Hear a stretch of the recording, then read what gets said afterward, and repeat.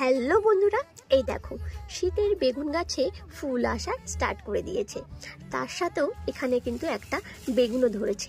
এই বেগুনগুলোকে আমি একটা প্লাস্টিক দিয়ে র্যাপার করে দিয়েছি যাতে পোকা না ধরে। এই গাছে যাই হোক, আগের বারে যখন বেগুন গাছ হয়েছিল প্রচুর বেগুনে পোকা ধরছিল, ওষুধ দিচ্ছি যাই দিচ্ছি কিন্তু বেগুনে পোকা ধরে যাচ্ছিল। যবে থেকে আমি এইভাবে বেগুনের ফুল হয়ে যাওয়ার পরে ছোট্ট যখন বেগুন দেখা যায় তখনই র্যাপার দিয়ে এইভাবে মুড়িয়ে দিই, তারপর থেকে কিন্তু একটা বেগুনেও পোকা ধরেনি। এইভাবেই কিন্তু আমি অনেক বেগুন গাছ থেকে পেয়েছি। তা এই বছরও তাই আবার চেষ্টা করছি যাতে সমস্ত বেগুনগুলো যেটা হয় সবগুলোই যাতে আমি পাই, একটাও বেগুন যাতে নষ্ট না হয়।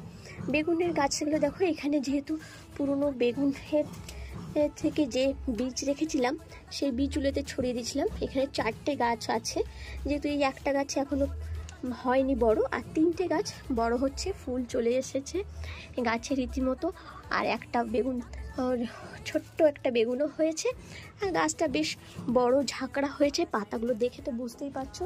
এতে কিন্তু আমি খুব একটা কোনো বাইরে থেকে কোনো সার দিইনি, যা শিংকুচি বলো ও খোল পচা কিছুই দিইনি। এখানে সবজির খোসা এই ছোট্ট ব্যাগটার মধ্যে দেখছো, এইখানে একটা লেয়ারে পাতা দিতাম আর সবজির খোসা আর একটু করে মাটি দিয়ে যেভাবে কম্পোস্ট তৈরি করা হয় সেইভাবে এইটাকে রেডি করেছিলাম।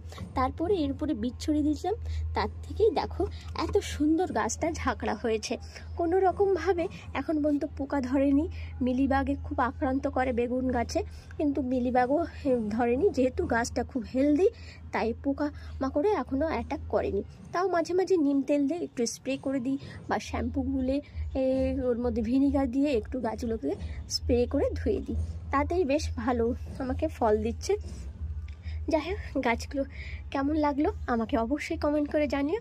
নতুন একটি ভিডিওতে আবারও তোমাদের সাথে দেখা হবে।